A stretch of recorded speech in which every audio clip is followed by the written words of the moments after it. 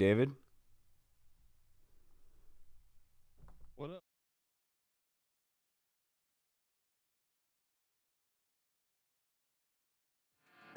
Watching football. Woo!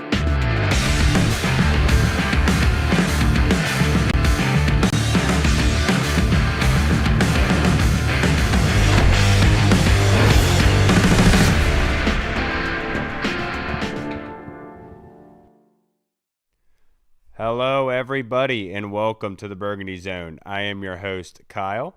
I am joined by a good friend of this show, Mr. Mitch. Mitch, my goodness, it's been a long day, David. David Harrison of the Locked On Commanders podcast. Thank you so much for joining us on this somber Tuesday. It's very chaotic, but the title of today's episode is Insult to Injury, because it just seems like that's probably the perfect title for this week, David. But let's get into Seattle just a little bit. With that injury to Jaden, Dan Quinn in that presser yesterday kind of took a lot of the blame himself, saying, he should have seen something here or there. What is your kind of feeling on that? How much blame really goes on Dan Quinn for that? Yeah, I applaud DQ for standing up there and taking that heat round. You know what I mean? For everybody. I really do. I think that when it comes to like the public narrative, not that Dan is like too much worried about the public narrative, to be honest with you, but like just kind of understanding, and he does care about the fan base. So like understanding what the fan base is kind of going through and talking about and all that stuff. Like the fastest way to, I don't want to say squash the conversation, but kind of put a period on the conversation. And now let's start the new conversation, which is what happens now, what happens next. I think that was the best way to do it. You know what I mean? Is just come out and say, look, it could have been done better. It could have been done differently. I hope, that nobody out there believes that DQ did anything with any kind of lack of concern for Jaden in that moment. And I kind of like, the more I think about this, honestly, like when Jaden goes out there for the drive, 12 minutes, 30 seconds left in the fourth quarter. Yeah, you're down 3 scores. The game flow is not really telling you that this is a game that, the Commanders are going to miraculously pull out the way that they did, last year, things like that. Were there some people, like if you had 100 people standing in a group at that moment, I think maybe 10 of them would have been like, why is Jaden going back out there right now? Like this game is over. But I think 90 of them either would have not thought about it at all, or would have been like, hey, like, could this team put together 3 scoring drives and come back and win this game? They could. We've seen it before, right? And I think that's important because I think the optics of this are Jaden getting injured with less than 8 minutes to go in a 3-score game.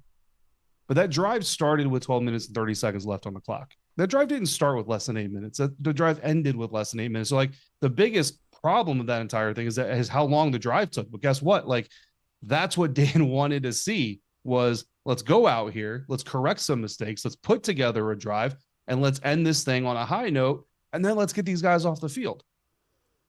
If Jaden doesn't get hurt on that play and they still run the Chris Rodriguez run the very next play, I don't know if that would have happened, but let's say it plays out that way. C-Rod scores, they come off the field, and like Dan said, like that was going to be it. You don't see them again. The game is over, but you finish on a high note, you finish on a good note, you're going into the trade, you're like, you know what? At least you got that good drive out there for tape. I don't think fans care too much. I don't think it changes the media reaction to the totality of the game all that much. But when you get back in the meeting rooms on Monday, Tuesday, Wednesday, you have something to build off of as an offense. I think that's what they're looking for. You're absolutely the injury right. itself is not a quote unquote typical running quarterback, type of injury. It's like, how many times have you seen a quarterback fall?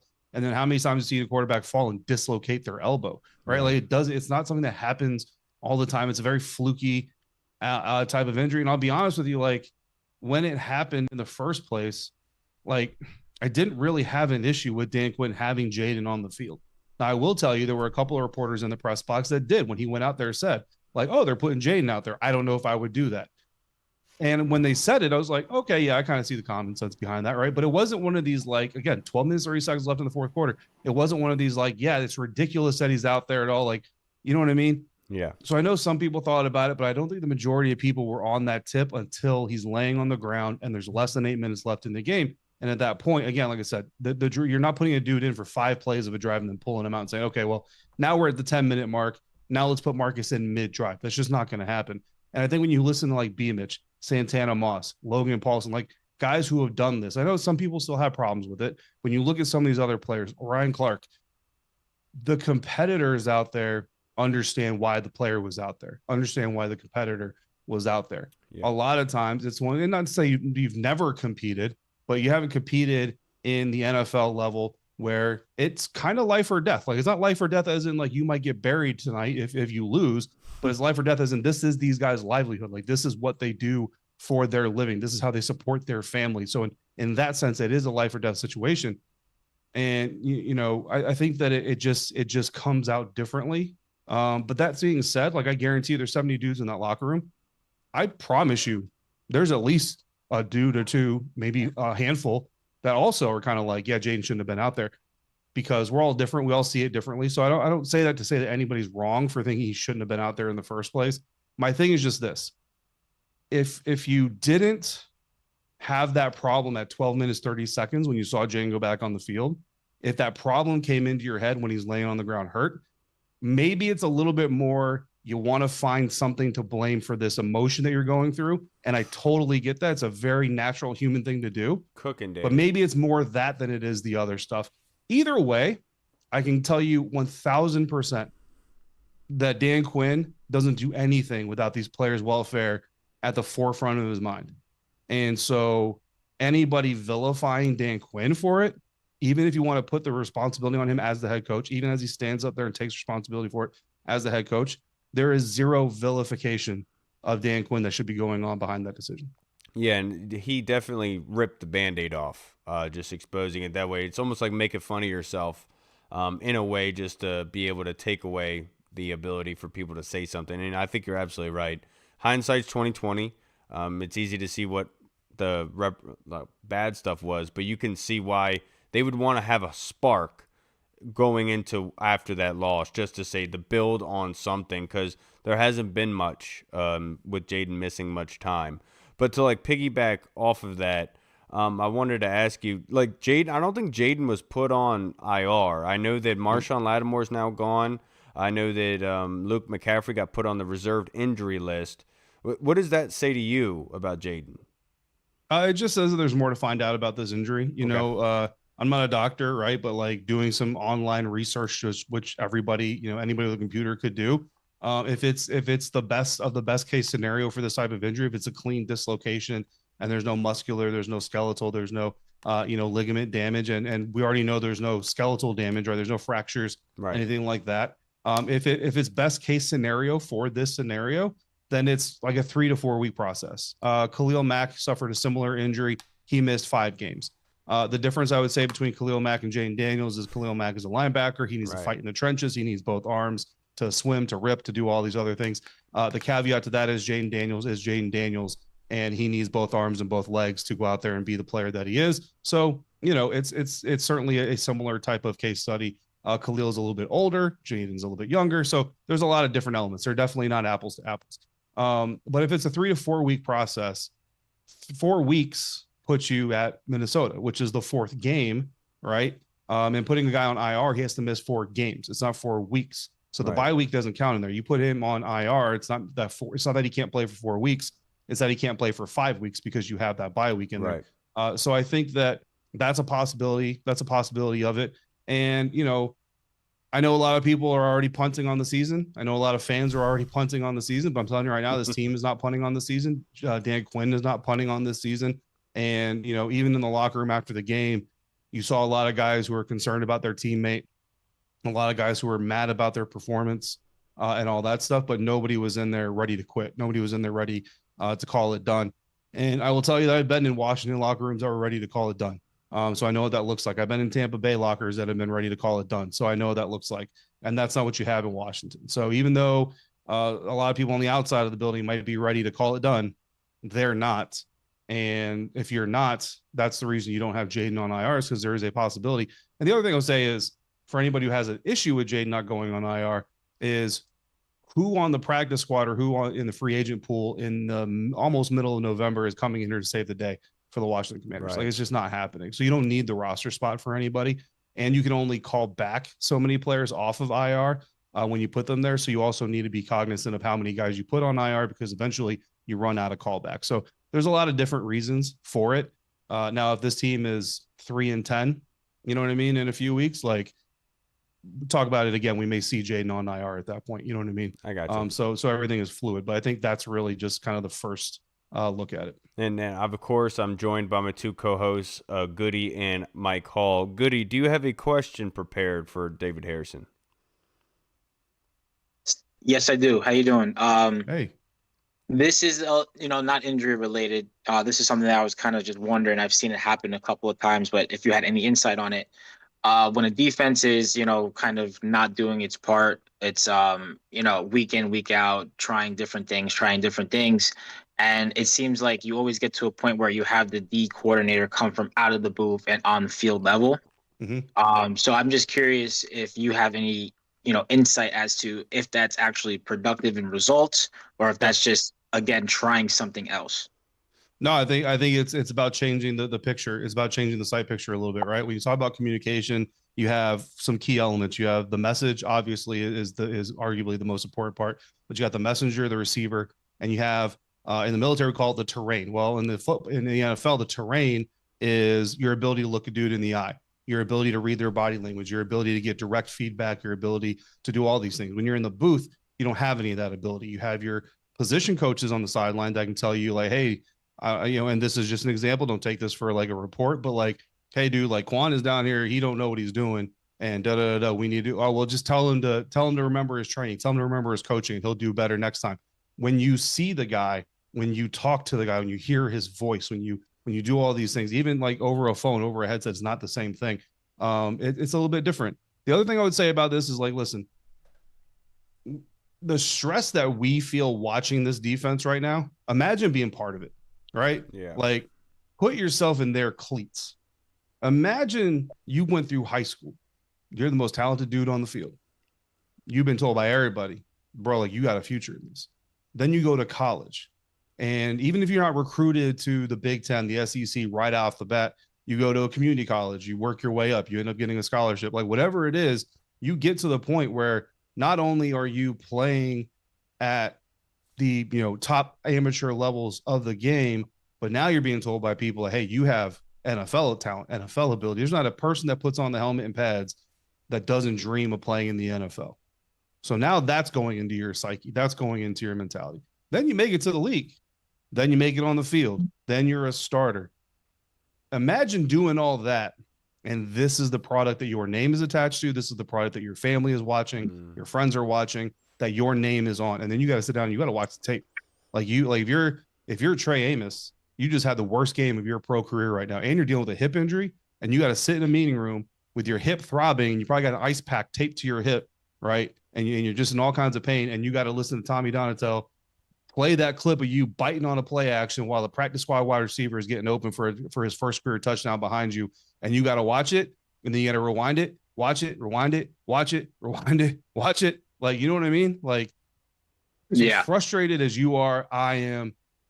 Trust me, they're 10 times more frustrated, but they also can't dwell on it like we can, right? Like, it's Tuesday night. Like, Trey Amos can't be thinking about that Tuesday night. He's got to be thinking about Jamison Williams. He's got to be thinking about Amon-Ra St. Brown.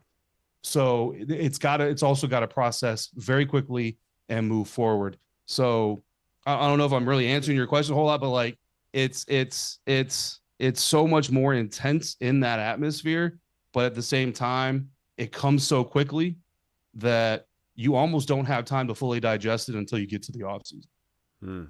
Yeah. No, I would see it having a direct effect. If you're the leader of that defense, right? And everything that you build up during the week is coming from your voice.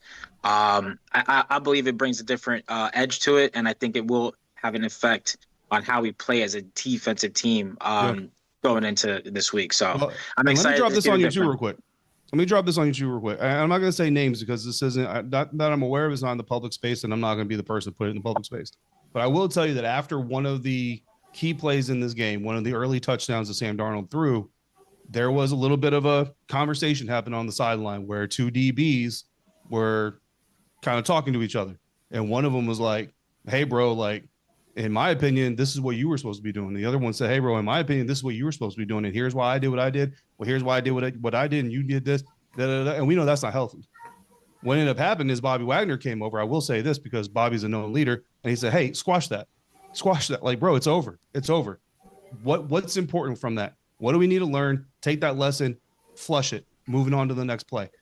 It's great that Bobby's there to do that. Mm-hmm. But Joe needs to be there to do that. Yep. You know what I mean? Jason Simmons needs to be there to do like, so bringing him down there, just grab the reins a little bit. You know what I mean? Grab the reins a little bit. And I think that's incredibly important because you love having Bobby there, man. But at the end of the day, like Bobby Wagner is not responsible for the overall performance of this defense. Joe Witt Jr. is. And if I'm Joe Witt Jr., you got to know people are calling for your job. You know what I mean? And I'll tell you right now, if I'm going to get fired, I'm not going to get fired sitting in a booth, you know what I mean, a mile away in overall space from my guys. I'm going to get fired on the ground fighting and bleeding to death. You know what I'm saying? So I think that, and I don't know that this was a Joe Witt decision or a Dan Quinn decision, but I think that's, to me, that's kind of the mentality behind it. Yeah, and to put it in a kind of military perspective, like imagine you're out in the battlefield and instead of having an air traffic combat controller with you, being able to call in direct fire from the air, you'd have to call it into somebody else to get verified to do it. And that's why they have those combat controllers down there with you to be able to make the call on where to go, what needs to be done. And it's a lot better to be in person, be able to do that. I think Dan Quinn alluded to that in his presser. But Hall, sorry, I know it's been a while, but do you have a question for David? Yeah, no, I do. That was definitely some great insight, especially like you said about the whole like guys going back and forth, and a guy like Joe Wick, not even like you said, Bobby stepped in. A guy like Joe Wick can step in and be like, "Hey, I see both sides of your argument. This is why da da da da X Y Z." So definitely get some good insight. But in normal Washington fan fashion, after a big bad loss like that, people are trying to point the finger, looking for someone to blame, and it seems like the fingers are all getting pointed at Adam Peters now about how he built the roster and he can't draft guys and da da da da da whatever else you see on Twitter. Yeah. I always say it takes about 3 years to really evaluate rookies and like draft picks. So I'm not here to be like, oh, this guy sucks and that guy sucks like everyone else does. My question is, going back to last year, you see guys like Brandon Coleman, Mikey Samerstill, obviously Jaden, just guys throughout that whole 2024 draft that were impact players for this team, got a lot of time. And it seems like a lot of those guys have kind of regressed this year. Mm-hmm.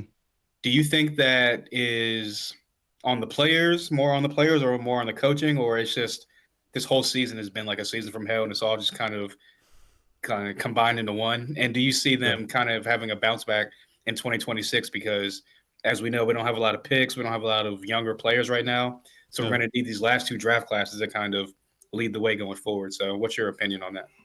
Yeah, I think it's a collective. I think it's a collective of things. You know what I mean? And that's why, like, it's a little bit of a minefield when you talk about like roster construction and why a team is built the way that it is and all that stuff. Because really, when I talk about it, I just come at it from how I see things. And the important thing to remember with how I see things is at the end of the day, I'm not in the war room and I'm not building this roster. Adam Peters is, and the way that I see things is not necessarily the way that Adam Peters sees things. And even if I tell you how I see it and you agree with me, like, that's great. And I appreciate that. But like, at the end of the day, the guys in the building are making decisions for a reason. What those reasons are, we find out a little bit through press conferences, but we never find out the whole truth. To me, when you look at this season, the biggest mantra you're going to hear me talk about every offseason on Locked On Commanders is make moves based off what you know, not what you hope. And I did not come up with that. That came from Jason Light. And if you look at what Jason Light did this year alone in Tampa Bay, he has Mike Evans, Chris Godwin, Jalen McMillan as his top three receivers on that roster. And watching Commanders fans, y'all saw Jalen McMillan. We saw Jalen McMillan twice last year. And I will tell you right now, like, he's as good as advertised. Chris Godwin's coming off of a dislocated ankle. Mike Evans is getting older. Jalen McMillan is coming off of a great rookie season. At the time, he wasn't injured. At the time, he wasn't about to lose his entire season, right? So that is, if you're Jason Light, that's what you know. You also have Sterling Shepard, who's a really, older veteran, reliable type of guy. You're not going to lean on him, but he's good in spots, right?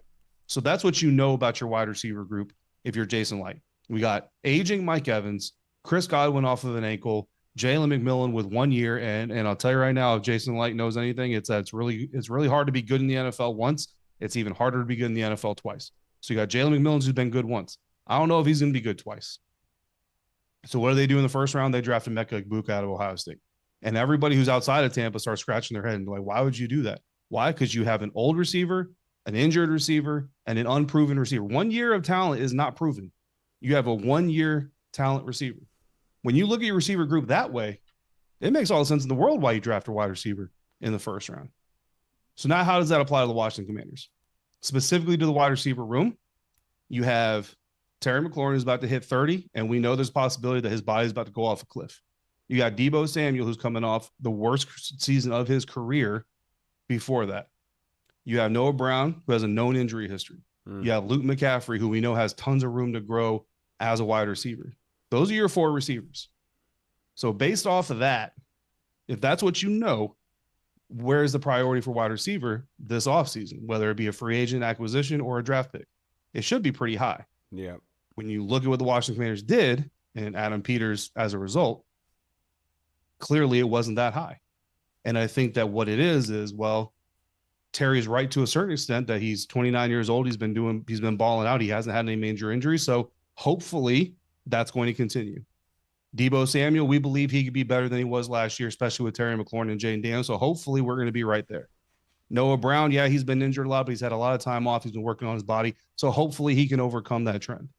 Luke McCaffrey's been working his butt off. He's working with Christian. We have a lot of faith in his family DNA and everything else. So hopefully he can take a big step. So to me, especially just looking at that picture isolated, a lot of decisions were based off of what we hope and not what we know. And I think that this season where you talk about the combination of things where they're just getting snake bitten, everywhere they made decisions based off what they hope and not what they know, they're getting exposed. You know what I mean? Offensive line. You might hope that Josh Connerly as the 29th overall pick is going to come in and just ball out moving from left tackle to right tackle. That's not realistic. Like, find me the last end of first round offensive tackle that moved from never playing the right tackle position to only playing the right tackle position in the NFL, and not only did it as a rookie, but balled out. You're not going to find one. He's going to be average at best. That's what you should expect. Andrew Wiley is average at best. So if we're all in, which Laremy Tunsil and Deebo tells you you're all in, why are we drafting a right tackle in the first round? That's not an all-in move. That's a future move. So to me, it's a lot of half-stepping. You're either all in or you're building. You can't do both. You can't do both when it comes to all in. You can go out and get a veteran here, veteran there, veteran here. You could trade for Deebo Samuel and still be building for the future. Trading for Deebo alone is not an all-in move. Trading for Laremy Tunsil and Deebo Samuel is an all-in move, especially with the draft capital you gave up. So that's kind of where I just get a little bit confused as to what the plan really was. It seems like there's 2 plans operating at the same time. And the other military cliche that we'll throw out here is when everything is a priority, nothing's a priority. And I think that a lot of that is coming back to roost this season. And now to wrap this up, David, only have a couple more questions for you. But Marshawn, I alluded to it earlier, got put on IR. Obviously, Trey Amos had the hip injury during the game. We saw that on that play when he turned around like a 70, 80-year-old man. So what would you do? What do you think is going to happen with this secondary? Are guys going to move? Are they going to keep Jonathan Jones on the outside? How do you think that's going to play out? Yeah, I mean, that's an interesting question because you also move Mikey Sanderson back outside. Jonathan Jones has inside ability. Noah Igbenogany has inside-outside ability. Yep. And I think, honestly, that's a big reason you didn't see Noah moved today is because of what's happened over here in the last 48 hours. They brought another cornerback onto the practice squad to start developing and getting up to speed. So I think that you kind of have who you have. And now that's where they've got to kind of go through and figure out what's the best arrangement. Is it Jonathan Jones outside? That's what they did last week. Like when Marshawn went out, it was Jonathan Jones outside with Trey as much as he could. And then Mikey Sanders still in there. I think that's probably my expectations is Jones and Amos outside if Trey can play. And then Mikey inside. And then, if it's got to be Noah, I feel like they're pretty stubborn on Mikey inside. So I think you might see Noah outside. Personally, I would move Mikey back outside and put Noah inside, but that's to be seen. Yeah, man. You and me both, brother. Now, Frankie Louvu received a 1-game suspension for hip drop tackles, third one. I will say, though, this third one that he got ultimately suspended for. It didn't seem like that much of a hip drop tackle. He wasn't the only one involved in the tackle. I think it's kind of crazy. And I know that he appealed it. Do you think he's going to win that appeal? No, I don't think he's going to win the appeal. I mean, the rule for the hip drop tackle is you're wrapped around the torso or the waist of the offensive player. You swing your body weight and you land on the legs. Like that's all that's required for hip drop tackle. That's what happened on the play. I agree with you that like there's another defender involved in there that kind of like redirects the offensive player's body a little bit, right? So like, whatever. But at the end of the day, like it fits the criteria. I don't think any of it is by malice by Frankie. Like Frankie is not out there trying to hurt people. You know what I mean? He's trying to go out there and make plays for his team. But no, I mean I don't expect him to win the appeal. I'd love him to because we definitely need him against the Lions. But no, I don't think he's going to win the appeal. My man. Last question I have for you. Obviously, the trade deadline was today. There were some rumblings that Washington was going to be involved in possibly, I think, a defensive end, or I think it was a wide receiver as well. I think Chris Olave was one that was floated out there by ML. But how surprised were you that they stayed put? Not at all. I really didn't expect them to make any moves. Again, just talking to Dan Quinn after the game, and then listening in on the Zoom, talking to him with Chick Hernandez, and then one-on-one that we do with Dan after the Zoom every game, every day after the game. I just walked away from all three of those interactions saying this team is not quitting. Like this isn't a team that's done on the season, that's sold on the season is over.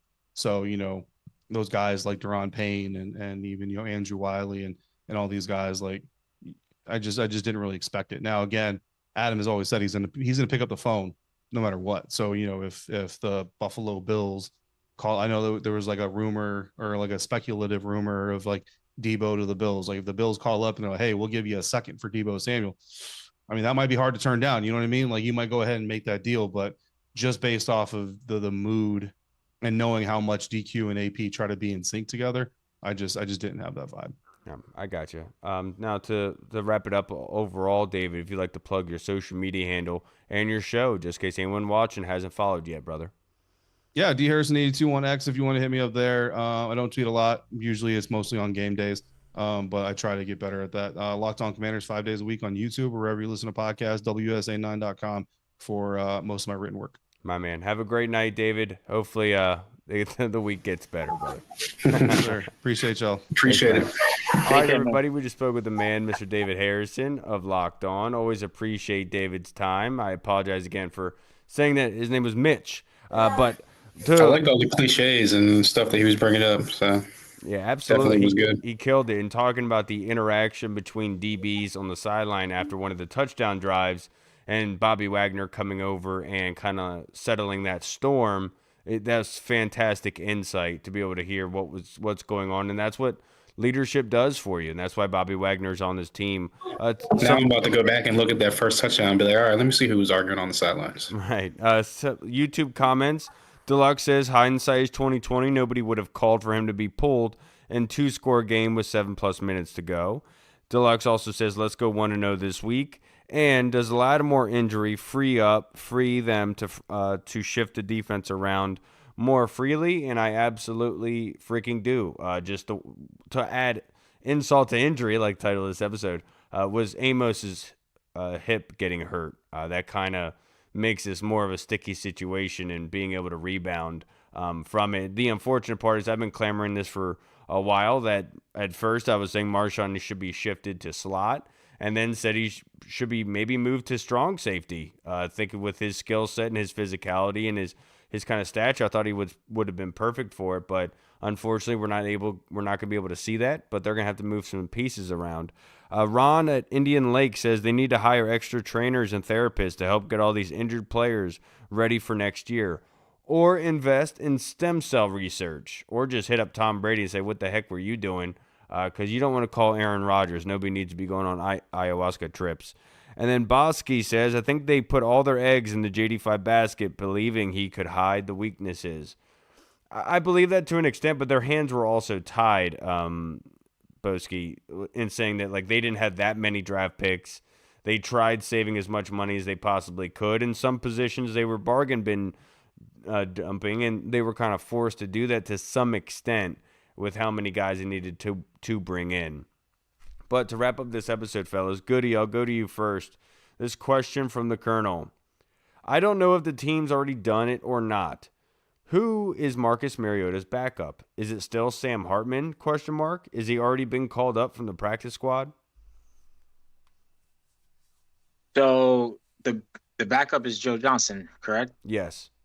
Yeah, so he'll be the third string backup behind Mariota, which we don't, hopefully we won't have to get to. Hopefully we could just have Mariota come out here and just kind of lead this team like he has over this, over last year and mostly more or less this year. But I'm sure he's got some fire. His last performance out in the field wasn't the greatest. It wasn't can't compare it to the Raiders game.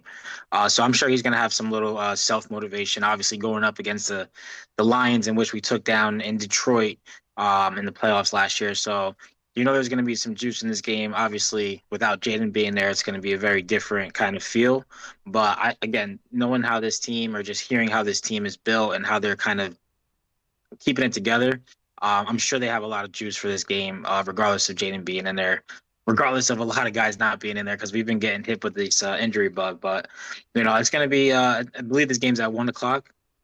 Should be, yeah. I hope so. I'm kind of getting a little tired of these primetime games, Thursday night, Sunday night, Monday night. I think it's 4:30. Unfortunately, we got the game of the week on Fox, so we're about to be in the spotlight again. We still can't get a 1 o'clock game. I'm asking for one. We don't have a 1 o'clock game until probably December 7th against Minnesota. That's crazy. All right. Well, yeah, that was a different little. That might get flexed, bro. Those games might get flexed. There's only one that can get flexed, and that's the Sunday night game, and that'll probably get flexed to 4:30 because they're playing Denver. It's a West Coast team. So it has to be at 4 o'clock, but it still won't be the game of the week. No. It won't be game of the week, but it'll still be like the 4:30 window game, like whatever. But yeah. Yeah, and I agree with Goody. It's Josh Johnson that they trust in, I think, a lot in terms of what skill set that he can bring. With Mariota, I just hope that he stops trying to hurdle people because, my goodness, that was awful. But looking forward to see Marcus, to Gandalf himself, to see how he can help out this team this weekend. What about you all? Yeah, I mean, it's Josh Johnson. He's been here before. They brought him back in as like the emergency third quarterback.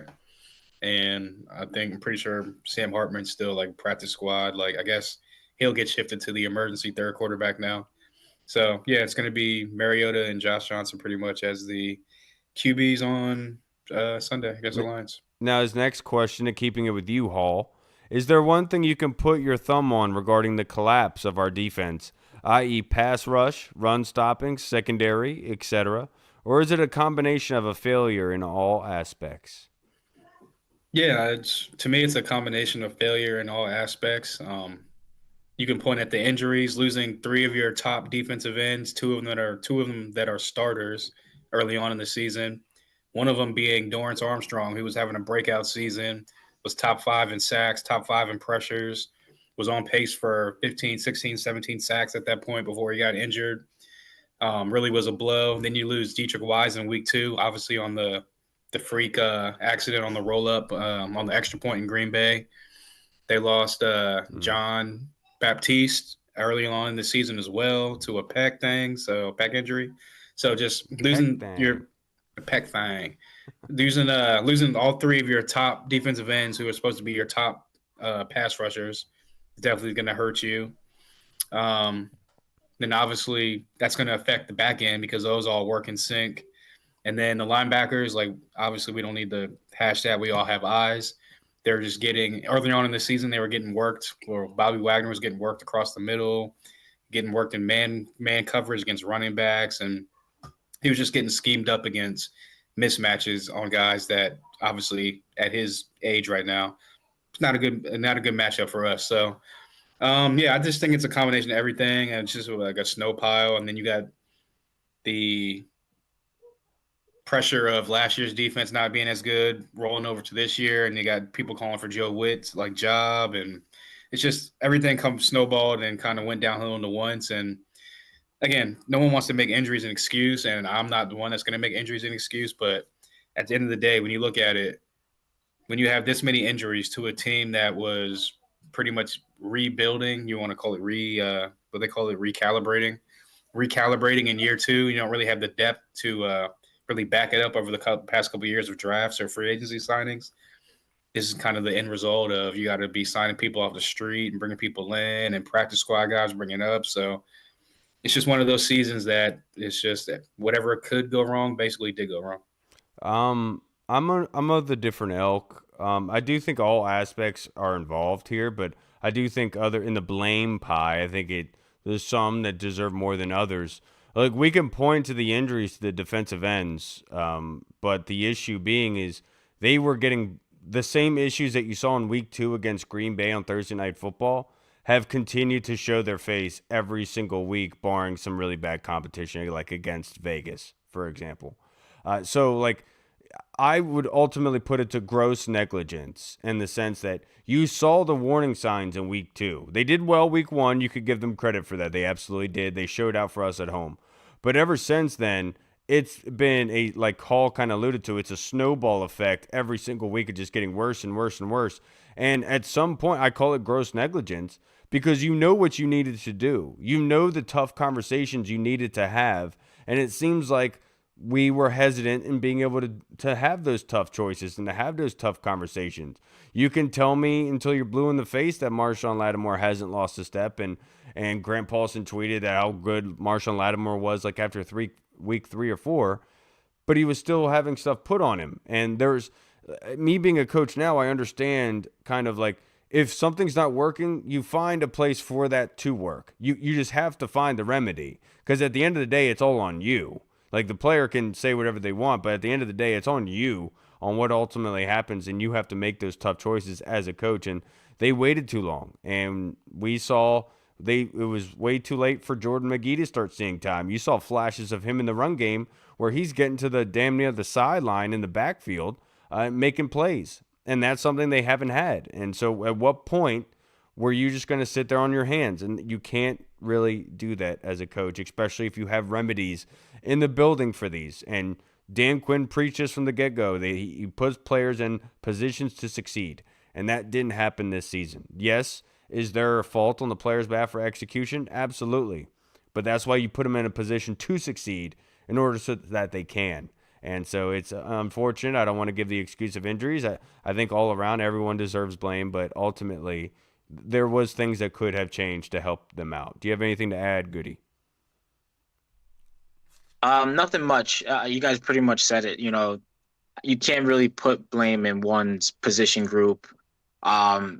It seems to be, for me, there's a lack of communication, and there's a lack of adjustments being made.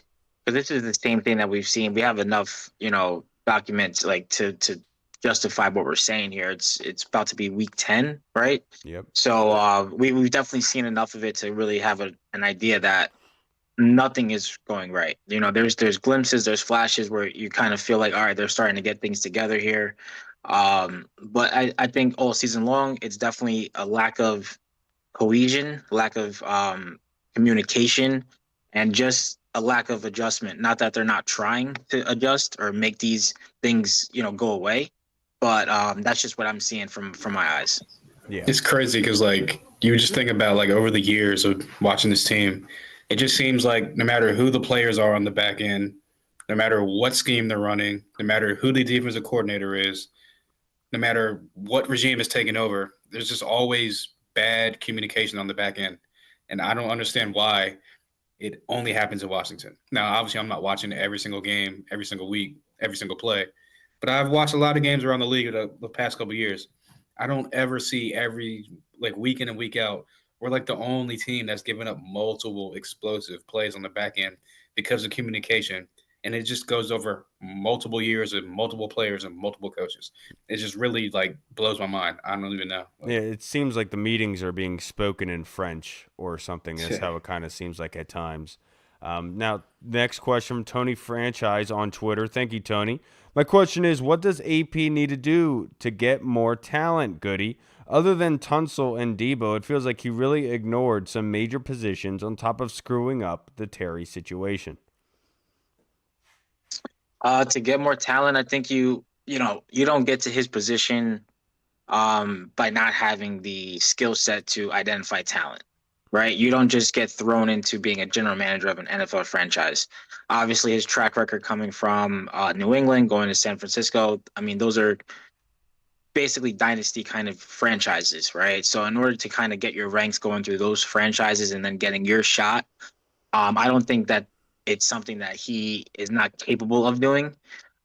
Maybe the unfortunate was just the flash in the pan with Jaden Daniels last year. Our draft overall, our rookies played very well. We obviously made it to the NFC Championship game.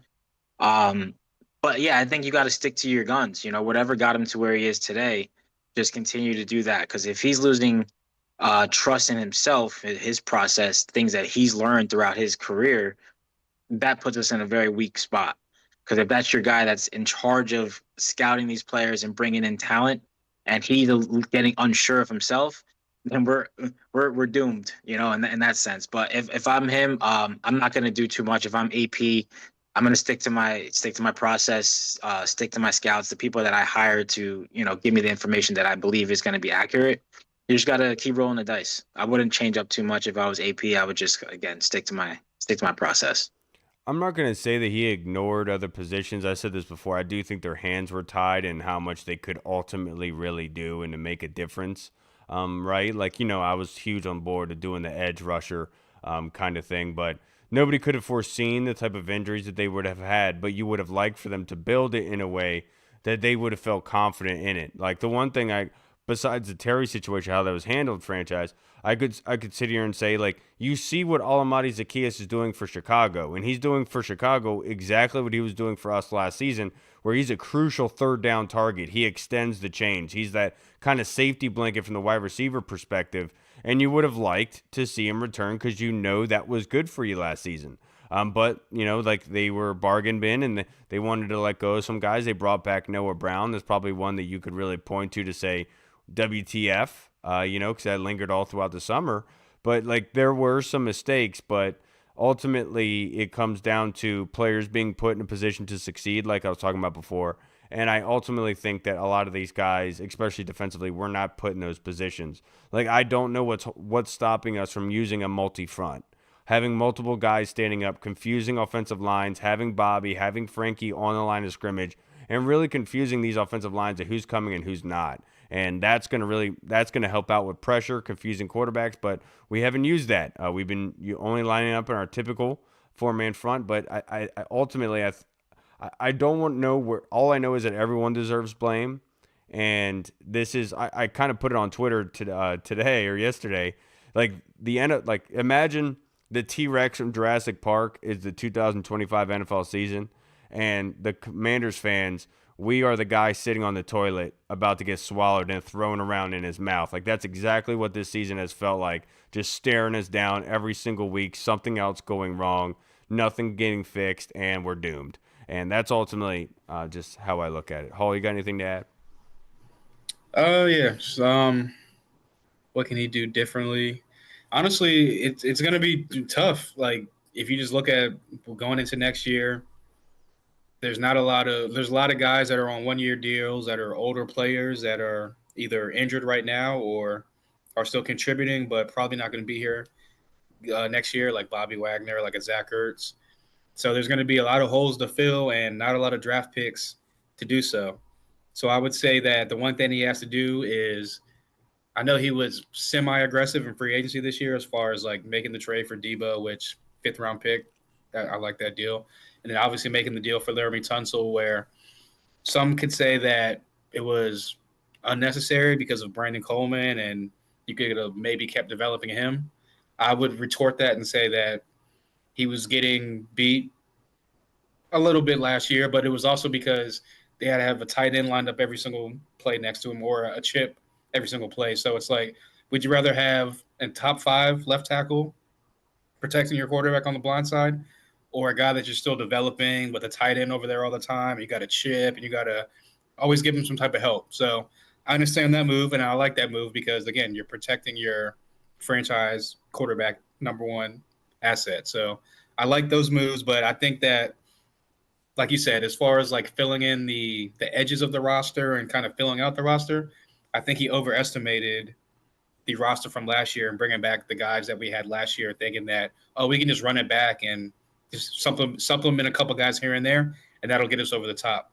So I think that this year, I think he needs to be a little bit more aggressive again in free agency, but I think he needs to get guys that are entering free agency into like kind of like, I know a lot of guys don't hit their prime in free agency, but he needs to be kind of trying to sign like some of the top of the tier free agents, as far as like not like all the big names, not like the splashy moves, but like guys that you know that are at the top of like a lot of teams' free agency list that are super talented, but also fit what you're trying to do here. Because, like I said, I think they, like you said, they kind of bargain bin shop. They kind of didn't want to bring guys back that were probably garnered more money because of playing here, and they tried to save a couple dollars here and there in hopes of, okay, maybe we can add somebody during the season, like a mid-season trade or a mid-season free signing or something like that. So, long story short, I do think that he needs to, first of all, he needs to hit on at least 2 to 3 of these draft picks that can be contributors next year. And I do think that he needs to hit on 2 or 3 free agents that are going to be legit, like staples of this team for the next 2 to 3 years, and it be big time contributors. Because, like I said before, there's a lot of holes that need to be filled right now, and we're running out of time on Jaden's rookie contract to get through that window. So that's what I say he needs to do different, a little bit different this year. Yeah, thank you, Tony. Now the next question, this one is from Deluxe in the Discord. Hall, who is your MVP at this point of the season? I hate that he asked this question. Yeah, it's kind of hard when your team's 3-6 and they're just averaging like 14 points a week, if that, and you're getting blown out by 30 plus, 20 plus a week in and week out for the past couple of weeks. MVP, I guess if I had to pick somebody that's stood out on the pile of dog poop that has been this season,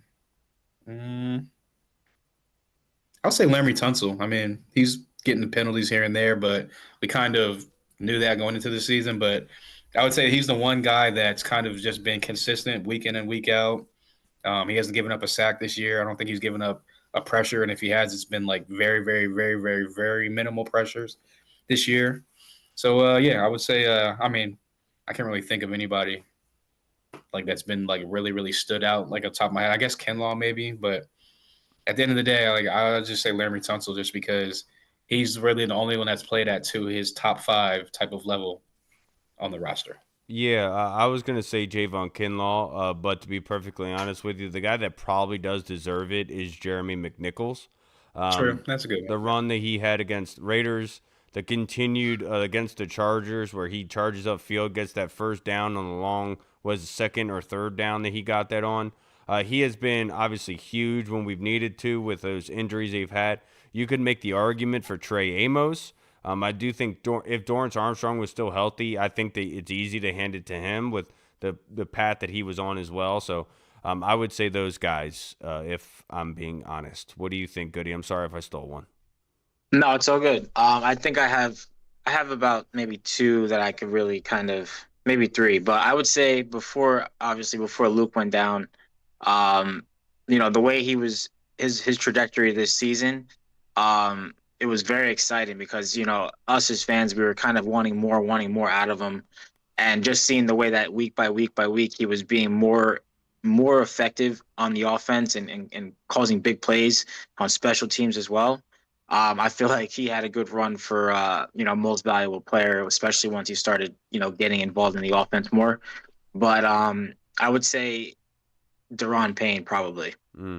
I would probably say Daron Payne. Trey Amos is a good option. Jerry McNichols as well is a good option. But I feel like Daron Payne has been doing his part. It's him again. We have him in a contract year, and that's when the players tend to play their tail off the most. But I feel like he hasn't made any big mistakes, and he's kind of just been a force for us, kind of holding down that anchor in the middle. Now, next question, go to you, Goody, first. This one is by Jeff Miles in the Discord. Cliff is starting to piss me off. While I understand injuries make your job a whole lot more difficult, week after week I see other play callers scheme open great players up and nobody players.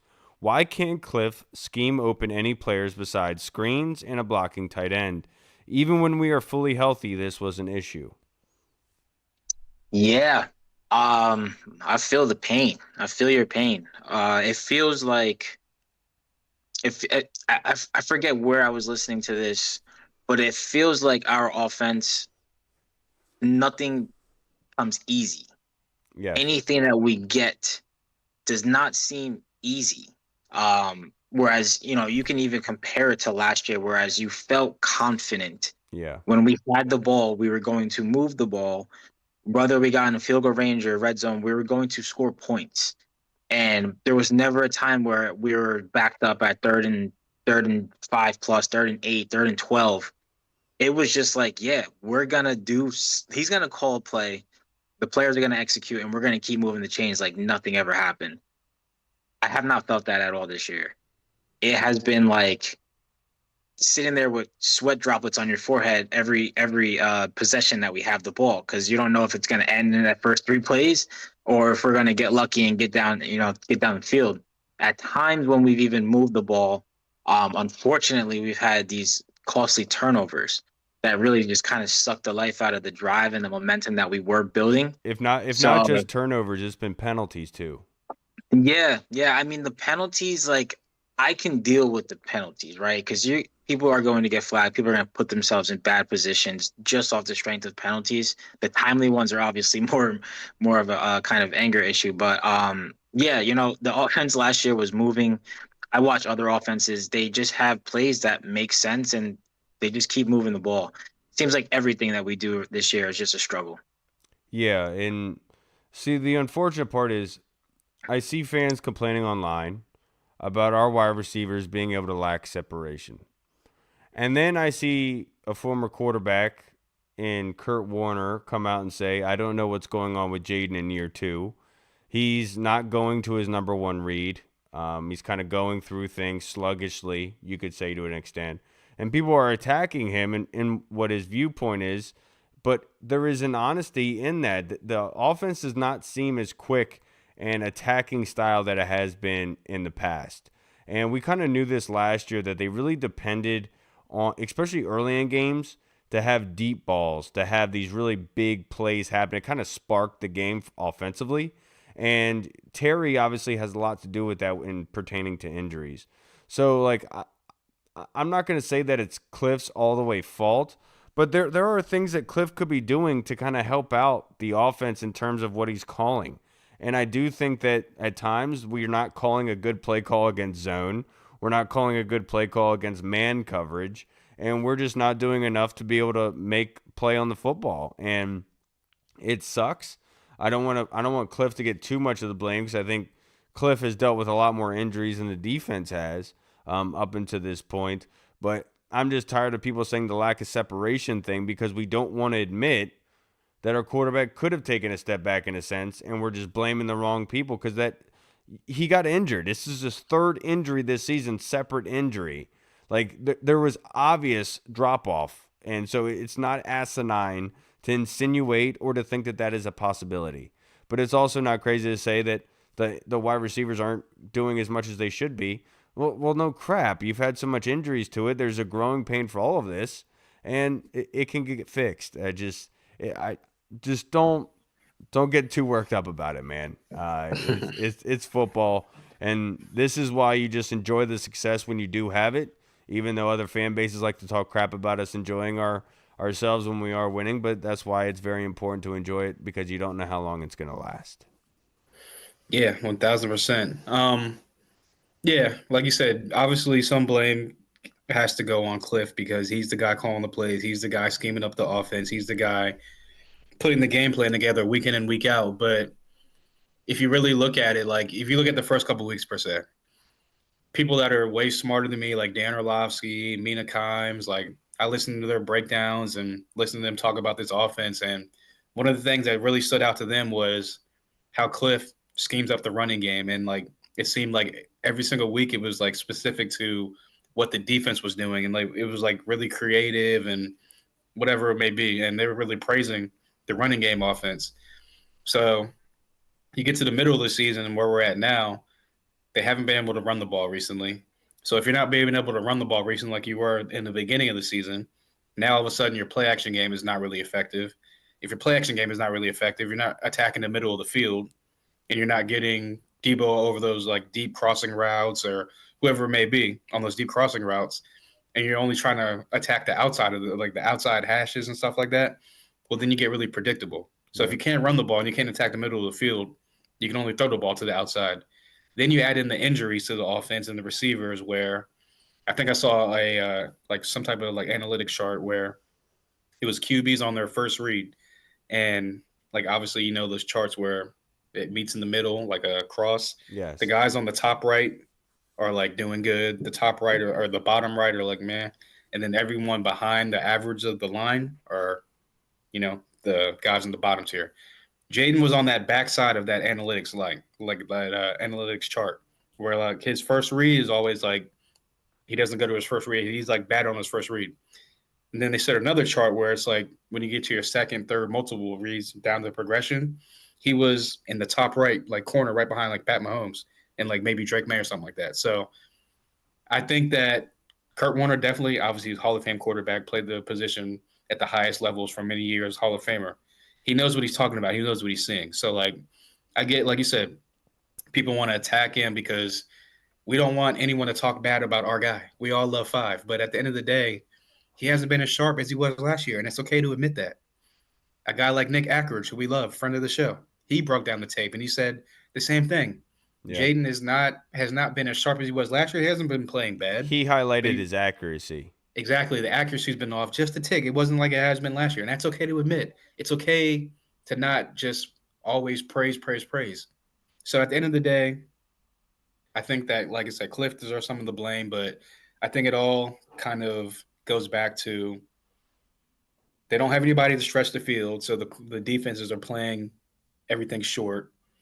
They're not attacking the middle of the field because they can't run the ball, really. Well, they can't run the ball. They can't attack the middle of the field because they don't really have any type of play-action game going right now.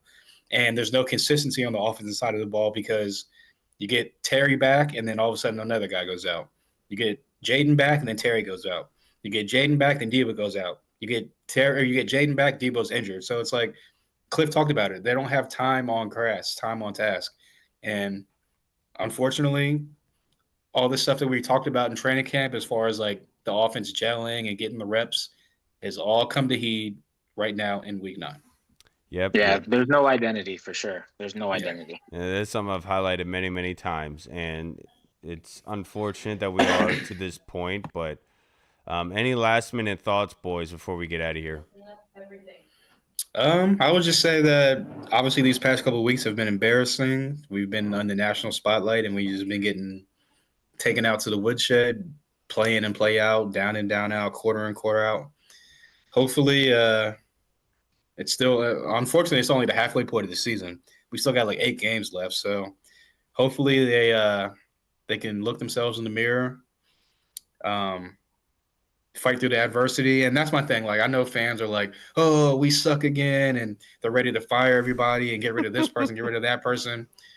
All I'm saying is, when everyone was riding high, everyone was loving everything they were doing last year, glazing the team, this, that, and the third. There was not a lot of adversity last year, so we didn't have to deal with any of this type of stuff. All I'm saying is, when you're loving the team and they're up at the top and at the peak and their highest, when they hit a little adversity, don't jump ship. That has been the problem for the past 20 plus years. Hit some adversity, people are like, I don't like this team no more. I'm done with this team. Da da da da. We're trying to get out of the dark days and move into the light.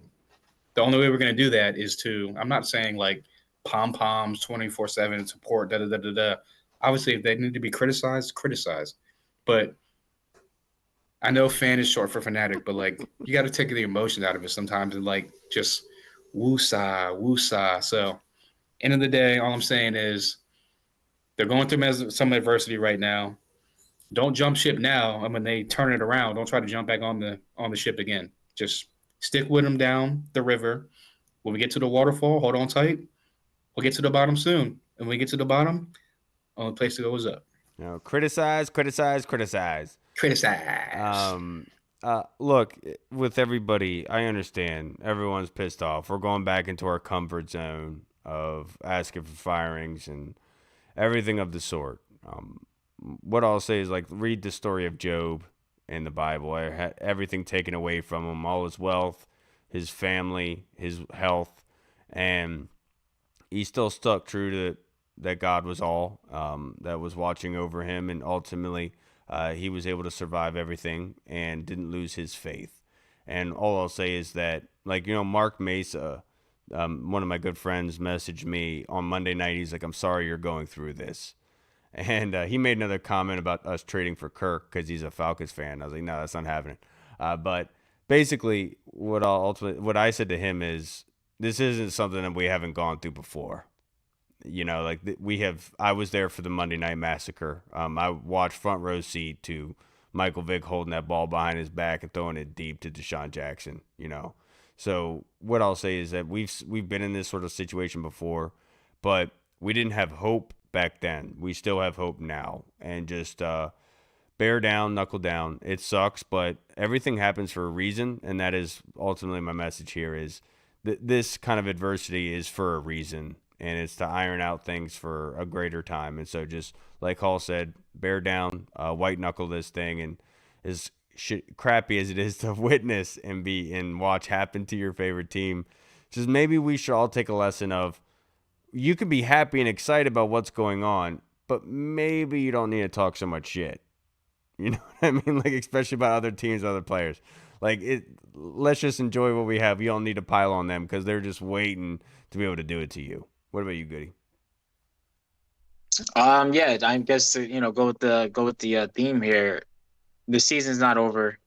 Obviously, we're beaten and bruised, but we could still, from the adversity, we could still gain a lot from this. And I was always big on having the depth of the roster getting more action, which doesn't happen if your starters are fully healthy. And that's not a bad thing. But in the silver lining of this, we're getting a lot of these younger guys on the roster that are getting some actual minutes, playing time. So as a GM, as a coach, evaluator, you can have a better look at what you have to work with going into an off season, knowing that you have to make improvements. So the only way you could really make those decisions, you have to kind of know what you're working with at first. So I think it gives us a little bit of an advantage.